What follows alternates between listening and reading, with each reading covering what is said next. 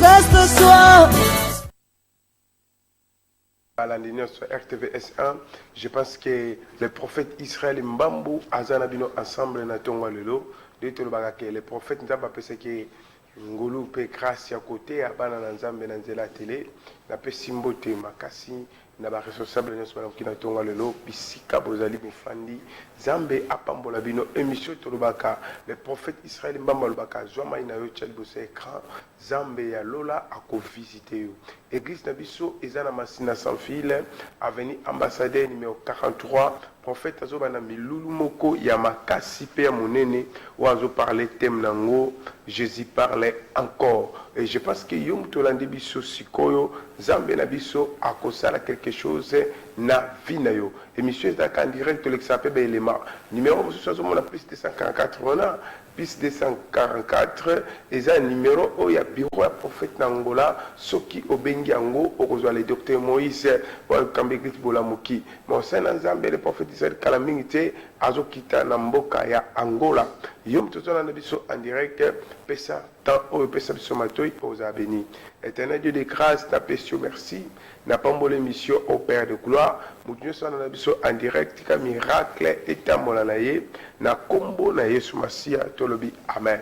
Bien aimé émission eza en direct Zambé outside ba grand cholo to parler sur la repentance tozala mokanda na Matthieu chapitre 26 tozui le 73e verset au kititi na 74e verset au ça la 75 balobi PA après ce qui était là était approché dit à Pierre certainement tu es aussi de ces gens-là car ton langage te fait reconnaître.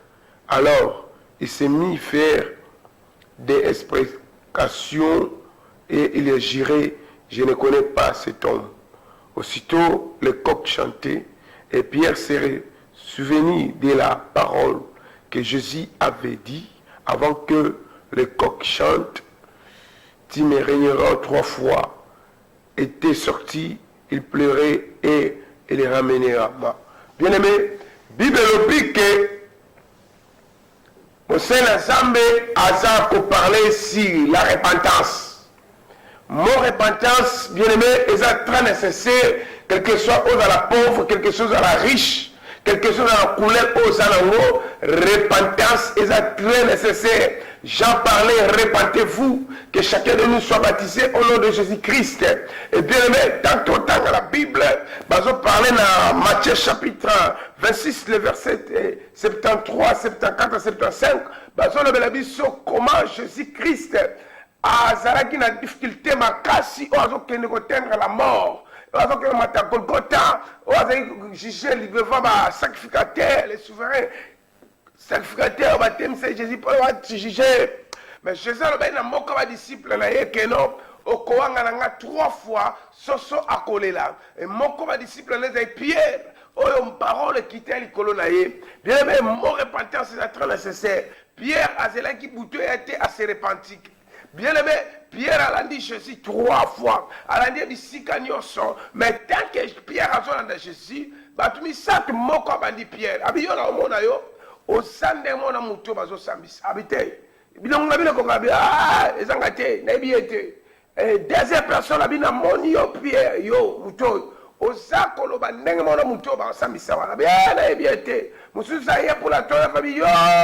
Nazomona yo efandeli na yo eza ndenge mona ye bino na ebo uti ya mboka mobona otambola na yabi te mama nayebi ye te na moma wangani ye 3 fois sosaleli Pierre Fox ezalaki si la repentance bien aimé dans le Seigneur ezala bapasteur ebele baprophète ou bana na nzambe ebele bakomo wangana Jésus-Christ à cause ya l'argent owangani Christ mpo osimba fait étranger repentez-vous na kati na fina yo mon repentance est très nécessaire tozomona bato ebele bien aimé aza kotuna nga papa repentance c'est-à-dire quoi repentance engoloba tika mabe ozosala repentance engoloba longwa na buzoba oyo oza nango na monde ya ténèbre oza nango bima wana se repenti obongola motema na yo changer olongwa na ka ya diable okoma na ka nzambe mo repentance conscience na yo et se reprocher que makambo osala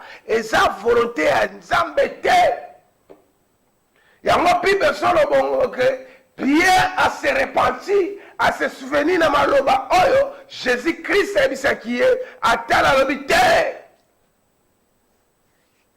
Il faut se repentir. Yo pe faut se repentir de konanga. Et ça la batebele au monde na vie na ye. Vie na ye atambola kanango ezaka ba fétiche.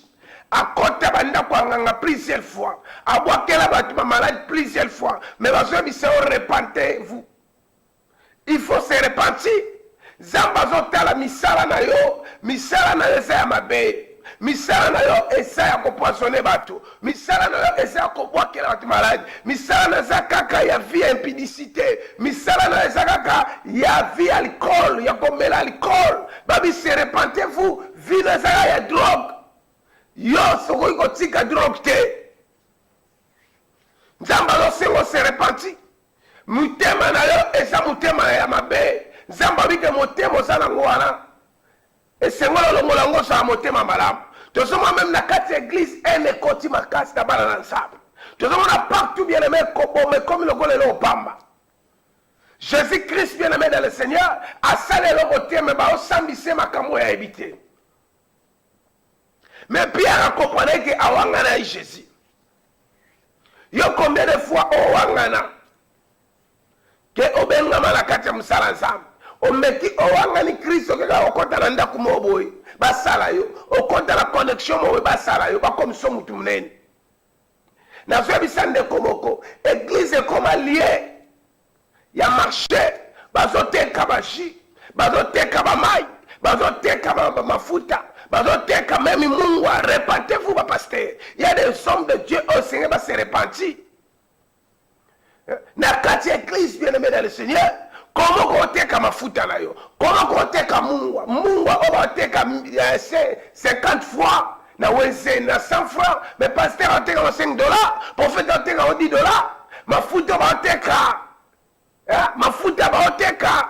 Na nzela na boutique libanda na valeur à 2000 francs, 1000 francs. Mais prophète ateka $50. Prophète ateka $20. Mafuta ndeko se repenti. Bon, la botema, repentez-vous. Tout le monde vous avez caché. Na kati église, va te gagner l'autre. Mais l'église est comme liée à marcher. Vous avez gagné ma photo là. Ma photo comme te ka. Nous sommes bien maintenant que pasteur, repentez-vous. Quel genre d'évangile? Oh, yo me meli banana sam. Ozo que me meli mutu délivrance dans maï. Maï wana me meli ba sava munganga. Oh, azo délivrance. Délivrance en dernier de kolanga. Repentez-vous. Ndeko solo kanana batu bako pesaka yo biloko olati biloko na zoto na yo tanga mwa délivrance bandi ko ezo sopana repentez-vous ndeko nanga soki obongwani teza mabe liwe koya esala batu belé senge ba se repenti osala ba délivrance ba bougie osala ba délivrance otangisa ba maya bougie kati mutu kovocha nkelo na misu repentez-vous. Au moins, le pasteur, on a besoin de passer à maï prophétoire. Pasteur, à d'autres cas. Il faut se repentir. Mon repentir, c'est très nécessaire dans la vie à Moutou. Au d'autres temps, la vie est débauche. Aux gens, la 4 églises, mais aux autres, malades de comme sous. Bien aimé, telle vie na yo. Paradis ça, la Bible dit chercher premièrement le royaume des cieux. Ma belle yo elle est trop. Okola kosanga lola pamba. Okosami sama na mateate. Okosami sama na miracle te. Okosami sama na misala na yo. Les œuvres misala na yo zamba monango eza mabe. Zamba linga sansa yo amona ke wana semence ya mabe. Sorcellerie faut abandonner yango. Il faut se repentir ndeko na ngai. Ozo sambela ndeko nanga mais prière na yo zamba oyo kangote zamba mono za mutade face hypocrite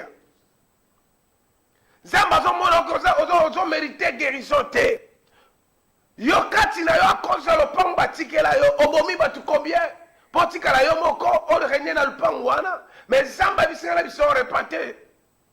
Bongo la motema Pierre azaki capable bongo la motema. Ya omwe Pierre aumela itaba awanga ni Jésus. Jésus aloba ina Pierre ko wanga nanga. Bible lobi faut mais la fin d'une chose que ce commencement. Mon seigneur zamba bandaki bien ministère, mais lelo abebi ba sacrifice combien ça dans l'église. Ndekolanga bongo la motema. Paye zamba tino se repenti. Basi bonyo sana bango. Ozo korate, ozo sacrifier ba zemi ya ba maman na combien de fois. Bongo la motema ndekolangai. Oh no somo na motu na fina yo et sa vanité. Okoza na mituka, okoza na mapango. Okoza ba boko na bazembo, ba oyemba yo beti ba concert. Mais le problème c'est dit que soko se repenti tes dans l'autre temps. Puis on dit racheter le temps car les jours sont mauvais. Et c'est que le mouton comprend que moment où est un moment qu'on se repentit. Et c'est un moment où bien aimé, ma belle comme ma casse, mon batebele, mon garçon comme il peut aider. Pasteur comme il peut aider, prophète comme il peut aider, abba comme il peut aider. Pourquoi? Nous sommes dans le cambon de Konangai. Yo ba ebi yo mona mobile, mais comment peut aider? Nous Konanga se repentit. Bon, la motema na yo. Ceux qui ont bon été, Jésus Akoya. Abi, voici, je me tiens à la porte, je frappe. Si quelqu'un attend ma voix, ouvre la porte, je rentre chez lui. Apocalypse 3, verset 20. Bible dit, ça m'a zobeta ne kuke, et kuke sa motema. Ne konangai. Toko suka wapi ne konangai. Ata ozo sala mabe wana. Eleki. Mais pourquoi qu'on tika ngote? Okangamana Nzambe, Nzambe a compris son deuxième chance. Et ça la partie sous deuxième chance, c'est pas ça mais la rabango. Yama Pierre a compris que non, abungissé le mot à valeur. A dit Seigneur, pardonne-moi, parce qu'il y a un Jésus. Yama moni batebele lelo, a kota meso wana baloba na ye, fotanga la kombo na biso. A sali zembo, a atanga kombo kaka ya meso wana. Na église na ye liboso abeta décor ya maison wana. Te ba signe ya maison wana baza komi ko obligé bango. Okolia biso mbongo wa satana pamba te, il faut okotsa biso pe na makambo oganga ngwa public. Bien menengi na bisande komo place oza. Soko bongo le motema te enfer ezalaka. Lufelo eza. Oya kota enfer. Lufelo basali yango pona diable na ba angelou. Mais yo na ba démon na ba ange mais yo ba sali yo pokota paradis ndeko nanga yango na ngine bisande ko mo ta ekoki soko bongo le motema te ezalelo mawa liwe sala kande ko na okufa lelo jugement no ezala ndeni devant Nzambe yo zo beta tolo ka ozala mbongo ozala bagala de corps o beta tolo oza mwasi mukozi o beta ka tolo ka ke yo nde osa yo te ko sala orgueil bongo la motema na yo okokosa mutu okosa conscience na yo te nangina bisa mosana Nzambe olanda ngai il faut se repentir comment les lozomona phénomène moko boye de komi na ba église bazo fabriquer biloko fabriquer mutabu qualité mais ba fabriquer ko fabriquer ba beti mutu anesthésie mutakufi te mais anesthésie atonga ba kosi ebembe ba epela cercueil bongo la motema ndeko na yo ndenge na bisa yo ke soko se repenti te za mabe enfer ezalaka tosenga la parfume akanda soka za pe atia biso témoignage comment mosala Nzambe Samba na ministère patégo du prophétique la parole puissante kuna tozala masina sans fil avenue ambassadeur numéro 43 arrêt tribunal avenue ambassadeur numéro 43 masina sans fil prophète aba na séminaire lelo ouverture na oza na pokwa lelo ndeko nanga lelo ezane jour à ouverture dobi mercredi mardi tozawana tokela ngo ti dimanche bien aimé dans le Seigneur na sengi na yo muto olanda biso adresse eza moko masina sans fil avenue ambassadeur numéro 43 arrêt tribunal na quartier air Tchangwana au monde que prophète Israël même Azara Massina sans fil avenue ambassadeur numéro 43 aba na séminaire lelo la pourquoi